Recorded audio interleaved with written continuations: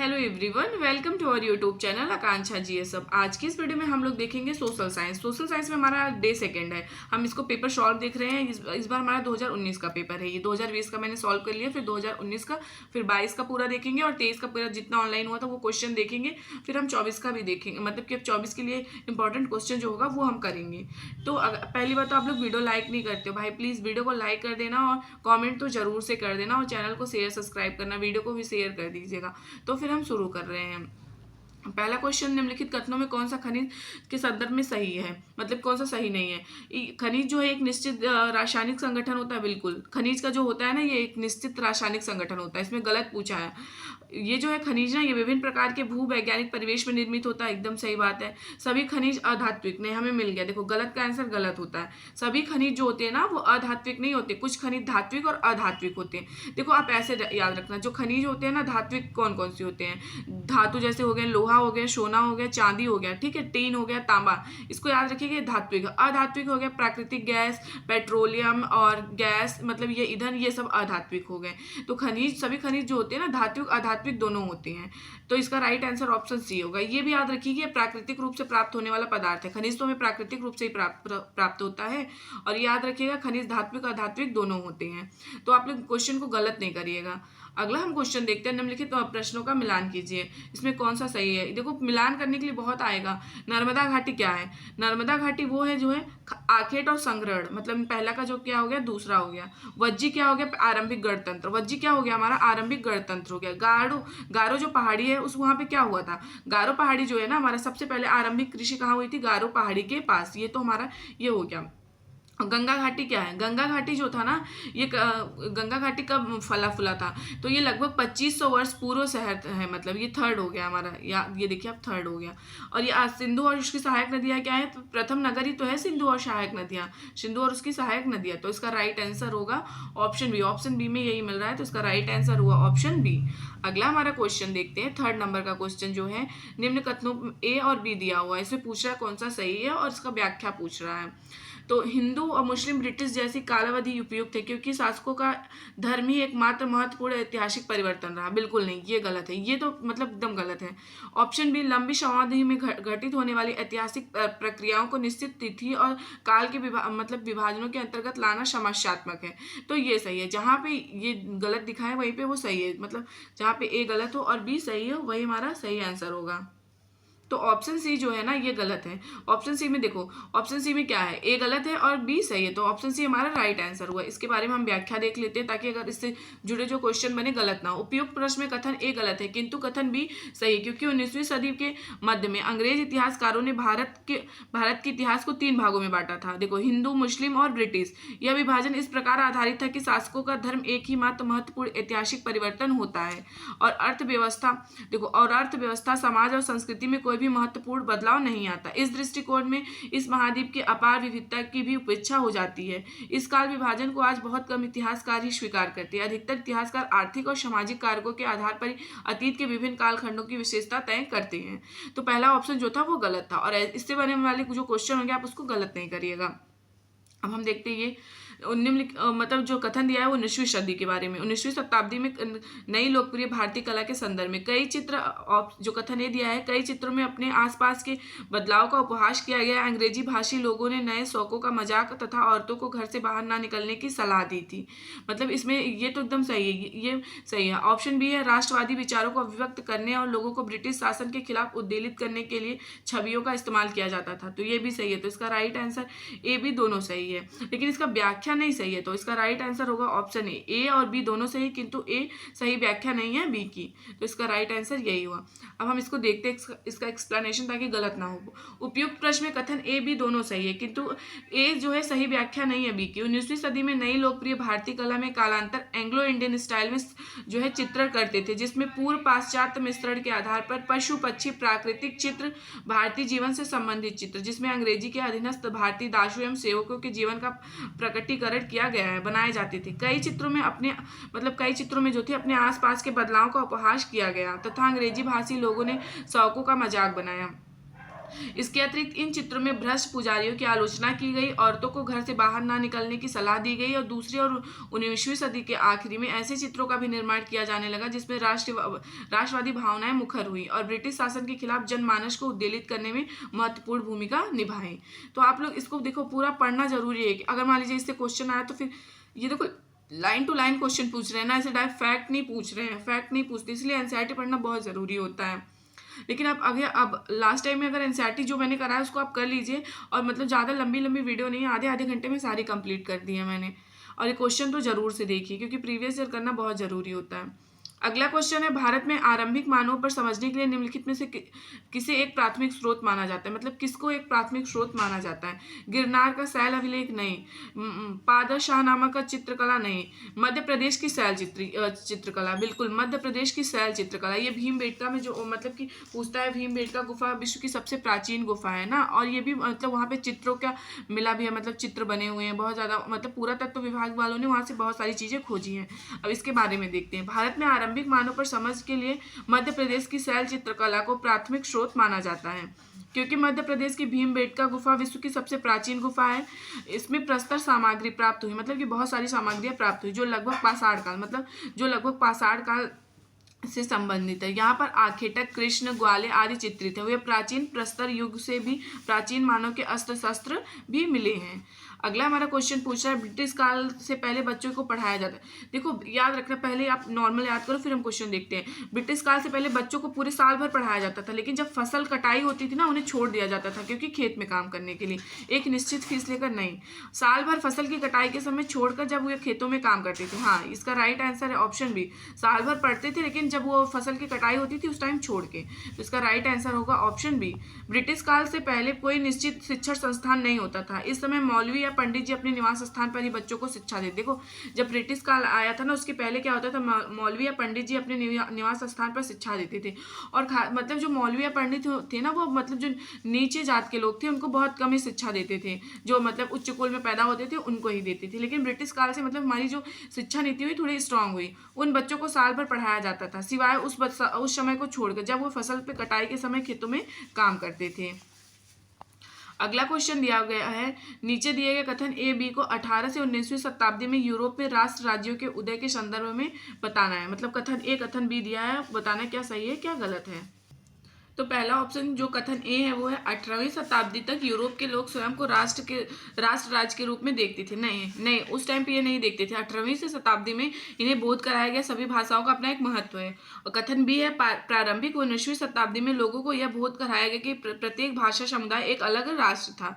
तो option B सही, ए गलत है। इसका एक्सप्लेनेशन देखते पहले। देखो जिस ऑप्शन में ए हो उसको कट कर दो, ये गलत हो गया। ए मतलब जिसमें ए सही है उसको गलत कर देना है, जिसमें भी ए सही है तो उसको गलत कर देना है, और इसमें ए भी दोनों सही है भी तो ऑप्शन सी ही तो बचा। तो इसका राइट आंसर है ऑप्शन सी। ए गलत है किंतु बी सही है। उपयुक्त प्रश्न जो मतलब जो अभी प्रश्न दिया था इसमें जो था कथन ए सही गलत था, कथन बी सही था। मतलब कथन ए जो था वो गलत था और कथन बी जो था वो सही था, क्योंकि 18 से 19वीं शताब्दी तक यूरोप के राष्ट्र राज्यों में लोगों को यह बोध कराया गया कि प्रत्येक भाषा का अपना महत्व है, प्रत्येक भाषी समुदाय एक अलग राष्ट्र है। इसी आधार पर जर्मनी और इटली जैसे देशों का एकीकरण किया गया है। अगला 8 नंबर का क्वेश्चन है, बीसी स्टैंड्स फॉर, मतलब बीसी का तात्पर्य क्या है, फिर इसका फुल फॉर्म क्या है, मतलब इसका क्या होता है। तो इसका मतलब होता है बीसी का बिफोर कॉमन एरा। याद रखने का, बीसीई का मतलब होता है बिफोर कॉमन एरा। बीसीई का तात्पर्य है बिफोर कॉमन एरा, मतलब ध्यान रहे आपको, बीसी हिंदी में इसको क्या बोलते हैं, ईशा पूर्व। याद रखना हिंदी में इसको कहते हैं ईशा पूर्व। इसका तात्पर्य है बिफोर क्राइस्ट है, मतलब हिंदी में इसका तात्पर्य क्या होगा, बिफोर क्राइस्ट, ईसा पूर्व इसको बोलते हैं। मतलब अगर इसका पूर्व ईसा ई का और इसका पू का पूछा जाएगा तो क्या होगा, ईशा पूर्व, और बिफोर कॉमन एरा कहते हैं इसको।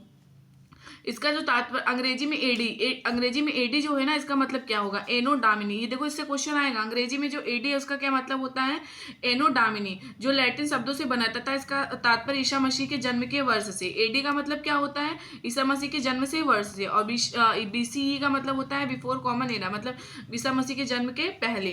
कभी कभी एडी की जगह सीई तथा बीसी की जगह बीसीई का प्रयोग होता है। सीई अक्षरों का प्रयोग कॉमन एरा, देखो सीई अक्षरों का क्या प्रयोग होता है, कॉमन एरा, याद रखने है आपको।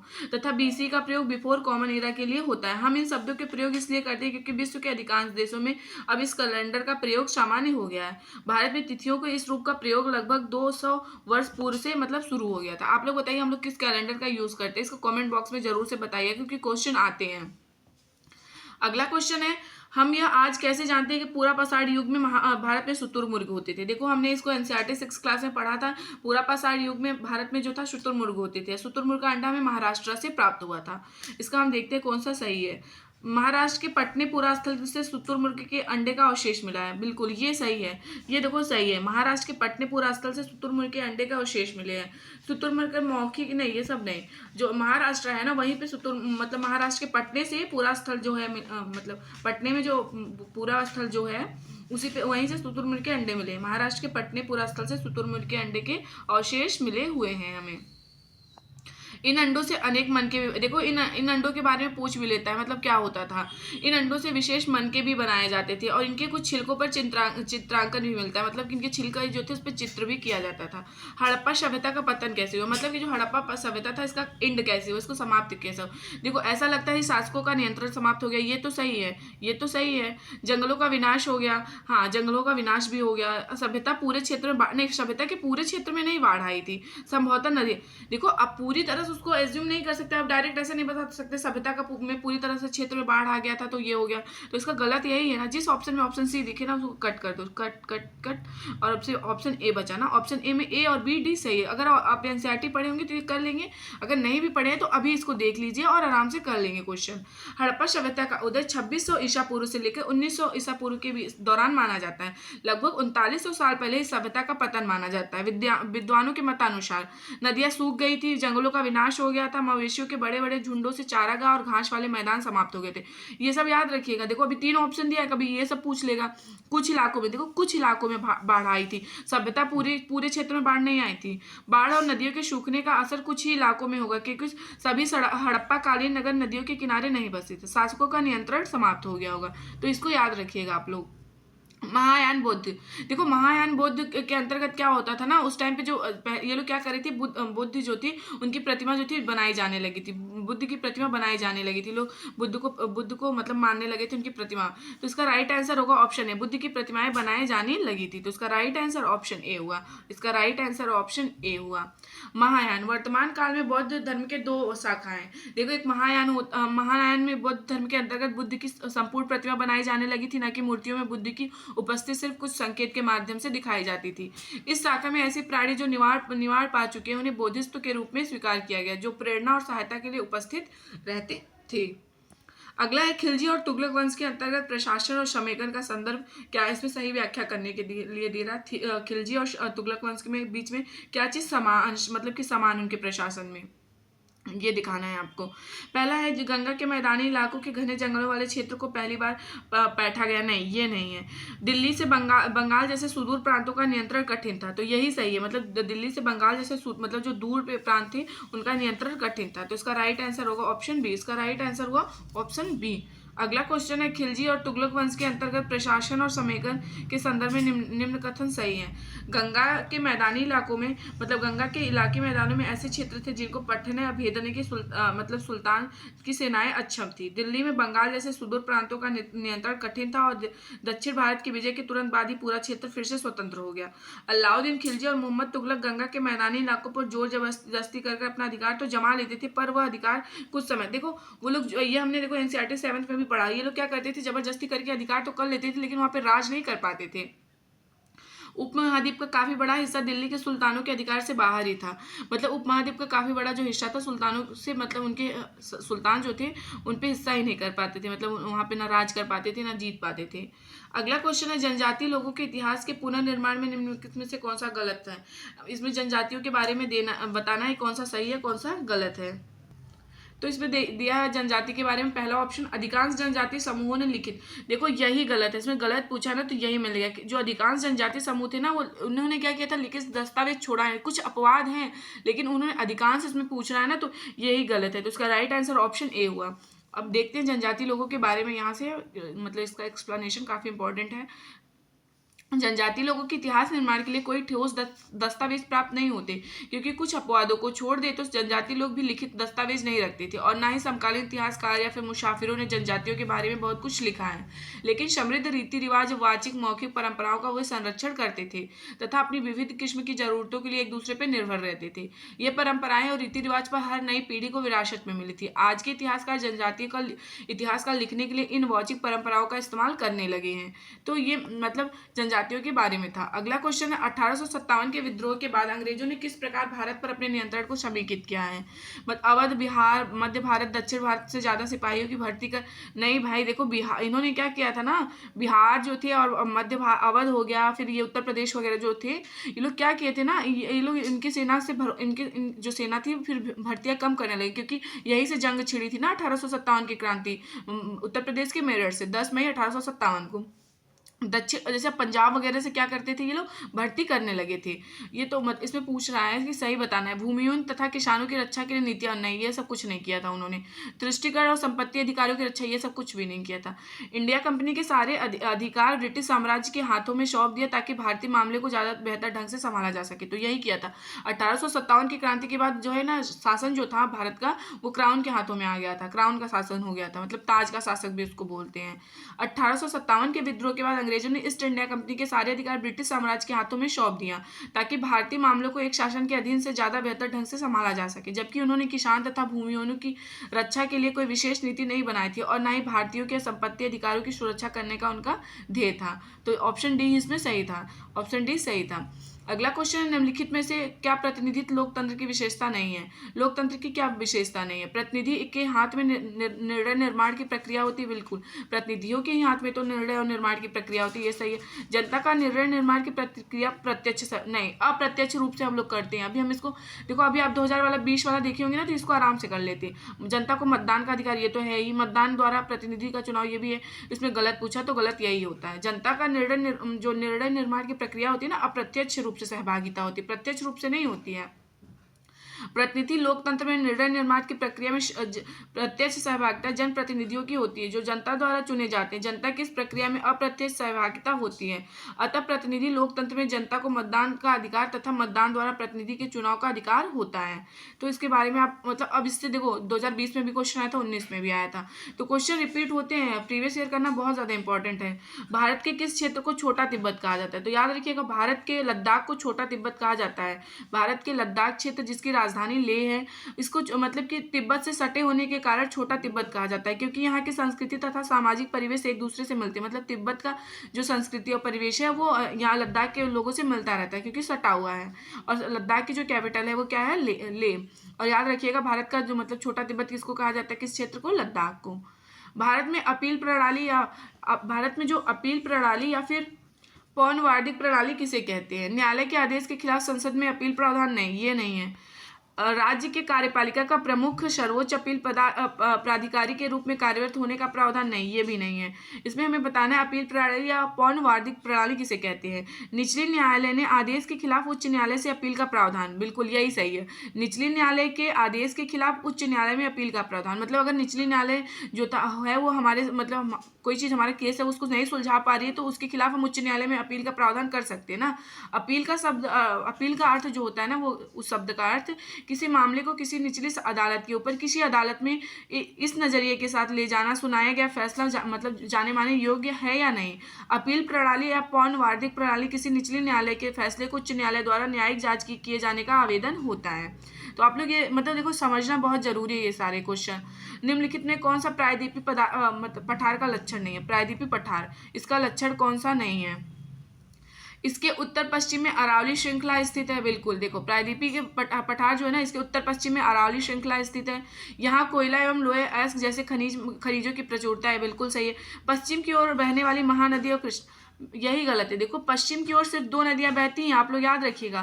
पश्चिम की ओर सिर्फ तापी नदी और नर्मदा नदी बहती है, फिर से याद रखिएगा, पश्चिम की ओर तापी नदी और नर्मदा नदी बहती हैं और ये अरब सागर में गिरती है। उत्तरी मैदानों के दक्षिण में स्थित है, ये सही। इसमें गलत पूछा ना, तो इसका राइट आंसर ऑप्शन सी है।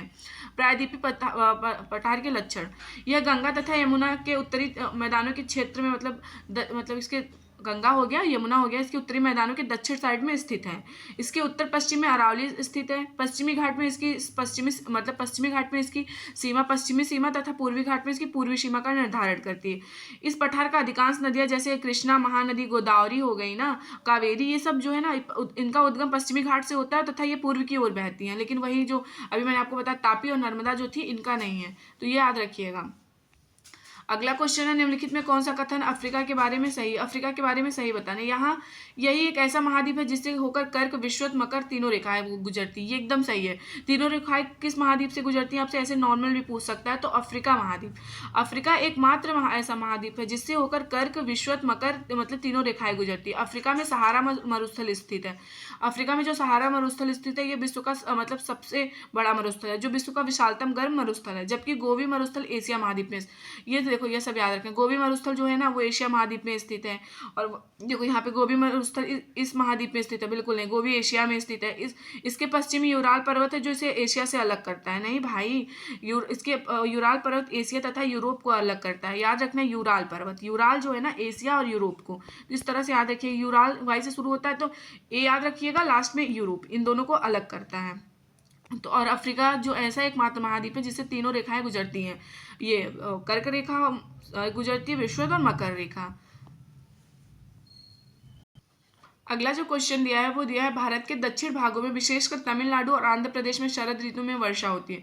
देखो जब हमारा मानसून वापस लौटता है ना दक्षिण भागों में, जैसे तमिलनाडु हो गया और आंध्र प्रदेश, शरद ऋतु में वहाँ पे बारिश होती है, वहाँ पे बारिश होती है। और वो मतलब जो पवनी होती है ना बंगाल की खाड़ी, मतलब कि बंगाल की खाड़ी की ओर बहती हैं।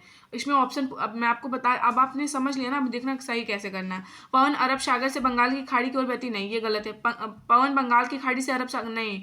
पवन स्थल भागों से लौटकर अरब सागर की ओर बहती है, बिल्कुल नहीं। ये पवन स्थल भाग मतलब जो होती है ना भागों से लौटकर बंगाल की खाड़ी की ओर बहती है, तो इसका राइट आंसर ऑप्शन डी हुआ। ऑप्शन डी इसका राइट आंसर हुआ। भारत के दक्षिण भाग विशेषकर तमिलनाडु और आंध्र प्रदेश में शरद ऋतु में वर्षा होती है क्योंकि पवन स्थल भागों से लौटकर बंगाल की खाड़ी की ओर बहती है। यह मानसून के लौटने का समय होता है। दूसरी ओर दक्षिण पश्चिम मानसून या वर्षा ऋतु के में मानसूनी पवनें बंगाल की खाड़ी तथा अरब सागर से स्थल की ओर बहती हैं। तो इसमें हमें सही बताना था ना, तो हमने सही आंसर ढूंढ लिया। इसमें कौन सा मतलब कि भ्रंशोस्त पर्वत है, कौन सा है? ब्लॉक माउंटेन, याद रखिएगा। देखो हिंदी में अगर मैं गलत होगा ना, कभी कभी हिंदी और इंग्लिश का वर्ड में हमें बहुत कंफ्यूज होता है, हिंदी का वर्ड हम समझ ही नहीं पाते हैं, तो क्या करेंगे? Block mountain. ब्लॉक माउंटेन इसमें से कौन सा, इसका कौन सा उदाहरण है? तो इसमें जो है ना वासजेस पर्वत, ये यूराल नहीं है, ये नहीं है, हिमालय पर्वत नहीं है, तो वासजेस पर्वत है। तो ऑप्शन सी देखते हैं इसके बारे में हम लोग एक्सप्लेनेशन पूरा, ताकि इससे क्वेश्चन आए गलत ना हो। भ्रंशोत पर्वत या ब्लॉक पर्वत, देखो इसको ब्लॉक पर्वत भी बोल देते हैं, का निर्माण पृथ्वी के ऊपरी सतहों से भ्रंशन के द्वारा भूभाग के ऊपर उठने अथवा बहुत बड़े भाग के टूटकर ऊर्ध्वाधर रूप से विस्थापित होने से होता है। ऊपर खड़े खंड को देखो, ऊपर खड़े खंड को क्या कहते हैं? उत्खंड, हार्स्ट कहते हैं, तथा नीचे धसे खंड को द्रोणिका भ्रंश यानी ग्राबेन कहा जाता है। यूरोप की राइन घाटी होगी, वासजेस पर्वत इसके उदाहरण है। यूरोप की राइन घाटी याद रखना, और वासजेस पर्वत इसके उदाहरण है। अगला हमारा क्वेश्चन दिया है और इसमें दिया है चंद्रमा के बारे में। पृथ्वी चंद्रमा से हमें केवल एक ही हिस्सा दिखाई पड़ता है, बिल्कुल। पृथ्वी से हमें चंद्रमा का केवल एक ही हिस्सा तो दिखाई पड़ता है, जैसे हमारी चंद्रमा हो गई, पीछे का हिस्सा हमें थोड़ी दिखाई दे रहा है। पृथ्वी चंद्रमा का एक चक्कर लगभग 27 दिन में पूरा करता है, हाँ, और लगभग इतने ही समय में वो अपने अक्ष पर एक चक्कर भी पूरा करता है, तो ये भी सही है। तो दोनों सही है और इसका एक्सप्लेनेशन भी सही है। ए बी दोनों सही नहीं, व्याख्या गलत है, हाँ नहीं है, ये गलत है। ए सही परंतु बी गलत, ये गलत, ए गलत है, नहीं। इसमें हमें ऑप्शन डी सही है क्योंकि ए और बी दोनों सही है और बी जो है सही व्याख्या करता है ए का, तो सही व्याख्या जो करता है ए का यही करता है, तो इसका राइट आंसर ऑप्शन डी हुआ। अगला क्वेश्चन है, कायंत्रित सेल के बारे में दिए गए एबीसी कथनों पर विचार कीजिए तथा सही चयन का मतलब जो सही विकल्प है उसका चयन कीजिए। आग्नेय और अवसादी सेल उच्च ताप और दाब के प्रभाव में कायंत्रित सेलों में परिवर्तित हो जाते हैं, बिल्कुल। आग्नेय और अवसादी सेल जो है ना, जब इन पे उच्च ताप और दाब के प्रभाव होते हैं ना, तो ये लोग क्या होता है कायंत्रित सेल में तुरंत बदल जाते हैं। कायंत्रित सेल उच्च ताप और दाब के प्रभाव से पिघलकर द्रवित मैग्मा बनाते हैं, ये भी एकदम सही है। संगमरमर एक कायंत्रित सेल है, नहीं, संगमरमर जो है ना एक कायंत्रित सेल नहीं है, इसमें ये गलत है। जहाँ पे सी दिखे ना, जहाँ पे सी गलत दिखे हमें वही सही लगाना है, जहाँ पे सी गलत दिखे वहीं पे सही लगाना है। नहीं नहीं, कायांतरित सेल जो है ना, ये संगमरमर का मतलब संगमरमर एक कायांतरित सेल है। संगमरमर जो है ये कायांतरित सेल है, याद रखिएगा, संगमरमर जो है ये कायांतरित सेल है। तो इसका राइट आंसर जो होगा जिसमें तीनों सही होगा, तो option B, A B C तीनों सही है। फिर से देख लीजिए आप लोग, इसमें थोड़ा सा कंफ्यूजन हो गया। संगमरमर जो है ना एक कायांतरित सेल है, संगमरमर जो है कायांतरित सेल है। और कायांतरित सेल उच्च दाब और ताप के प्रभाव के कारण पिघलकर द्रवित मैग्मा बनाते हैं। आग्नेय और अवसादी सेल उच्च ताप और दाब के प्रभाव में कायांतरित सेलों में परिवर्तित हो जाती है। तो इसका राइट आंसर ऑप्शन बी है, ए बी सी तीनों सही है। इसके बारे में हम लोग देख लेते हैं यहाँ पे, क्योंकि आग्नेय और अवसादी सेल उच्च ताप और दाब के प्रभाव के कारण अपरदित होकर कायांतरित सेल में परिवर्तित होते हैं, तथा ये सेल उच्च ताप और दाब के प्रभाव के कारण मतलब पिघलकर द्रवित मैग्मा बनाते हैं। रूपांतरित चट्टान पृथ्वी की पपड़ी में एक बड़े हिस्से से बनी होती है तथा बनावट, रासायनिक और खनिज संयोजन के द्वारा इनका वर्गीकृत किया जाता है। कायांतरित सेल का एक अच्छा उदाहरण क्या है? संगमरमर, जो चूना पत्थर के क्रिस्टलाइजेशन के बाद उत्पन्न होती है। तो कायांतरित सेल का उदाहरण संगमरमर, आप लोग याद रखिएगा। अगला क्वेश्चन है अंतरिक्ष में प्रवेश करने पर, एक सेकेंड, जो अंतरिक्ष में देखो, अंतरिक्ष में प्रवेश करने वाले उल्कापिंड वायुमंडल के किस परत में आने पर जल जाते हैं? तो मैंने ये देखो 2020 में भी क्वेश्चन रिपीट हो रहा है, तो ये मध्य मंडल में आते ही जल जाते हैं। आप लोग उसको जरूर से देखिएगा, मध्य मंडल में आते ही जल जाते हैं। तो इसका राइट आंसर है ऑप्शन डी। वायुमंडल के देखो परत जो होते हैं ना, स्टार्टिंग में सबसे पहले हमें 6 याद रखना है। क्षोभ मंडल, समताप मंडल, मध्य मंडल, फिर वायुमंडल, लास्ट में बहिर्मंडल होता है। ये मध्य मंडल वायुमंडल की तीसरी परत है जो समताप मंडल सीमा के ऊपर स्थित होता है। इसकी ऊंचाई लगभग 80 किलोमीटर तक है। अंतरिक्ष में प्रवेश करने वाले उल्कापिंड इसी परत में आने से जल जाते हैं, मतलब इसी में जल जाते हैं। ऋतु प्रवास से जुड़ा हुआ है। घरों की आसपास की बसावट और एक स्थान मतलब एक छोटे घर के पौधे रखने की कृत्रिम अहाता, एक स्थान जहां बस्तियां विकसित, लोगों के आवागमन। ऋतु प्रवास वही होता है लोगों के आवागमन से, मतलब कि अगर ऋतु यहाँ पे बदला तो ये लोग कहीं और चले जाएंगे, ये कहीं और चले जाएंगे, तो यही हुआ। तो इसका राइट आंसर लोगों के आवागमन से। अगला हमारा क्वेश्चन अस्थायी पवन के संदर्भ में कथन ए कथन बी पर विचार। देखो अस्थायी पवन 2020 में आया था, वो ये वर्ष भर लगातार निश्चित दिशा में चलती रहती है। बिल्कुल, ये पवन जो है ना वर्ष भर लगातार निश्चित दिशा में चलती रहती हैं। और ये जो है पश्चिमी एवं पूर्वी पवनों इनके उदाहरण है। पश्चिमी और पूर्वी पवन जो है ना इनके उदाहरण है, तो ये भी सही है। तो इसका राइट आंसर है ऑप्शन बी। ऑप्शन बी इसका राइट आंसर है। अगला हमारा जो क्वेश्चन है 27 नंबर का क्वेश्चन है, ब्राजील के कंपोस और वेंजुला लानोस किसके उदाहरण है? देखो यार, घास के मैदान से बहुत ज़्यादा क्वेश्चन आता है, बहुत ही ज़्यादा, ये मतलब एक एक दो नंबर, ये तो यहाँ से आपको एकदम पक्का कर लेना है। तो ब्राजील और कंपोज, ब्राजील के जो पहले तो अभी मिलाने के लिए आ जाएगा। तो ब्राजील में कंपोस्ट घास का मैदान है और वेंजुला में लानूस, तो ये किसका उदाहरण है ना? तो ये जो उदाहरण है उष्णकटिबंधीय घास स्थल के हैं, उष्णकटिबंधीय, याद रखना। इस तरह से भी याद रख, ब्राजील हो गया, वेंजुला के लानूस हो गए, तो इनमें जो होता है गर्मी के, ऐसे याद रखें कि गर्मी होता होगा, ट्रिक से याद रखेंगे ताकि भूले ना। उष्णकटिबंधीय घास स्थल है, तो इसका राइट आंसर ऑप्शन बी हुआ। उष्णकटिबंधीय घास मैदान उष्णकटिबंधीय वर्षा वनों और मरुस्थलीय बायोम के बीच पाया जाता है। इस प्रकार के घास के मैदान में घास के अतिरिक्त कहीं कहीं झाड़ियां, देखो ये भी याद रखना, ये उष्णकटिबंधीय वर्षा वनों और मरुस्थलीय बायोमों के बीच में पाया जाता है। और इस प्रकार के घास के मैदान में घास के अतिरिक्त कहीं कहीं झाड़ियां और कुछ पेड़ भी पाए जाते हैं। इसके उदाहरण हो गए, देखो उदाहरण, ब्राजील का कंपोस्ट, वेंजुला का लानोस और पूर्वी अफ्रीका का शावाना। याद रखना, ब्राजील का कंपोस्ट हो गया उष्णकटिबंधीय का, और वेंजुला का लानोस हो गया पूर्वी अफ्रीका का शावाना घास का मैदान। और इस तरह से याद भी हो गया मतलब घास का मैदान कौन कहाँ पे है। अगला दिया है जलवायु के संबंध में कथन ए कथन बी पर विचार कीजिए, उसमें सही हमें वो विकल्प चुनना है। जलवायु वायुमंडल में दिन प्रतिदिन होने वाला परिवर्तन, नहीं यार, दिन प्रतिदिन थोड़ी होता है, ये तो गलत हो गया। किसी स्थान के उच्च स्थान की जलवायु सिर्फ उसकी ऊंचाई तथा उच्च मतलब कि निर्भर होती है, नहीं बिल्कुल भी नहीं। उसके एटीट्यूड पे सिर्फ थोड़ी नहीं वो होता है किसी स्थान का, तो ये भी गलत है। तो जिसमें गलत दोनों, ऑप्शन सी, इसका राइट आंसर ए बी दोनों गलत है। मौसम संबंधित दीर्घकालिक अवस्था ही जलवायु कहलाती है। देखो मौसम संबंधित दीर्घकालिक अवस्था जो होती है वो जलवायु कहलाती है। जलवायु वायुमंडल में दिन प्रतिदिन होने वाला परिवर्तन नहीं है, बल्कि एक निश्चित समय अंतराल पर। देखो जलवायु जो है एक निश्चित समय अंतराल पर, देखो ठंडी हमारा आता है फिर गर्मी आता है ना, ऐसा थोड़ी नहीं अभी ठंडी आ गई तुरंत थोड़ी देर 1 घंटे बाद गर्मी आ जाएगा, ऐसा नहीं है। अभी तो एक निश्चित समय अंतराल पर होने वाला परिवर्तन है। और किसी स्थान की जलवायु सिर्फ उसकी ऊंचाई और उच्च पर ही निर्भर नहीं, बल्कि मतलब कि पवन की दिशा, समुद्र से दूरी, वर्षा, अक्षांश, देशांतर की स्थिति पर भी निर्भर करती है। अतः कथन ए बी दोनों गलत हैं। तो अब आप लोग इसको मतलब समझ गए होंगे ना कैसे करना है। अगला क्वेश्चन है मतलब दिया गया है कथन या फिर लक्षण भी आप बोल सकते हो। ए भी दिया गया है, इस पे इसके आधार पर स्रोत को पहचानना है। यह एक परंपरागत ऊर्जा है, मतलब देखो यह एक परंपरागत ऊर्जा की बात कर रहा है, और यह ऊर्जा स्रोत तब निर्मुक्त होती है जब अपकृष्ट तेल को धरातल पर लाया जाता है। तो ये किसके बारे में बात कर रहा है, तो आप तो अब समझ गए होंगे किसके बारे में बात कर रहा है। तो ये प्राकृतिक गैस के बारे में ही तो बात कर रहा है। देखो प्राकृतिक गैस जो होता है ना, ये परंपरागत ऊर्जा का स्रोत भी है, और यह ऊर्जा स्रोत में निर्मुक्त होती है जब अपकृष्ट तेल को मतलब धरातल पर लाया जाता है। तो इसका राइट आंसर है ऑप्शन ए। ऑप्शन ए इसका राइट आंसर है। अगला है भारत का संस्थान मतलब मैत्री कहाँ पे है। मतलब भारत जो अपना रिसर्च करता है, रिसर्च स्टेशन मैत्री इज लोकेटेड, मतलब कहाँ पे स्थित है। तो ये हमारा जो है ना अंटार्कटिका में स्थित है। याद रखिएगा, अंटार्कटिका में हमारा जो है शोध संस्थान मैत्री अवस्थित है। ये मतलब बहुत ज़्यादा इंपॉर्टेंट है। मैत्री अनुसंधान केंद्र अंटार्कटिका में स्थित भारत का दूसरा अस्थायी शोध संसाधन। इसका निर्माण 1984 में हुआ है। 1984 में हुआ है। सामाजिक विज्ञान के आकलन का मुख्य उद्देश्य क्या है। सामाजिक विज्ञान के आकलन का मुख्य उद्देश्य क्या है। विद्यार्थियों को वर्गीकृत करने और नहीं भाई, कभी भी विज्ञान जो विद्यार्थी होते हैं ना उनको वर्गीकृत नहीं, हमें लेबल नहीं करना है बच्चों को। आप लोग इसको सीडीपी या फिर कोई चीज़ में याद रखिएगा, और चिन्हित नहीं करना है। शिक्षार्थियों के बीच सामाजिक विभेदों को बिल्कुल नहीं। हम शिक्षार्थियों को सामाजिक विभेद क्यों, हमें हमारे लिए सारे शिक्षा जो विद्यार्थी हैं सब एक हैं। हम समावेशी शिक्षा मतलब जैसे समावेशी शिक्षा का भी पालन होता है, जो दिव्यांग बालक होते हैं या फिर नॉर्मल बालक होते हैं सबके साथ एक जैसा व्यवहार होता है। तो मतलब सबके साथ एक जैसा व्यवहार करना है।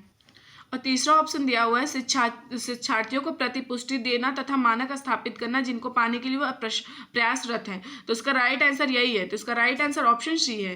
देखो ये याद रखना, सामाजिक विज्ञान के ना आकलन के उद्देश्य ये पूछेगा जरूर आपसे, क्योंकि ये पेडागोजी से 20 नंबर आते हैं। तो हमें 20 नंबर में देखना है कि हमें ज़्यादा से ज़्यादा क्वेश्चन सही करना है।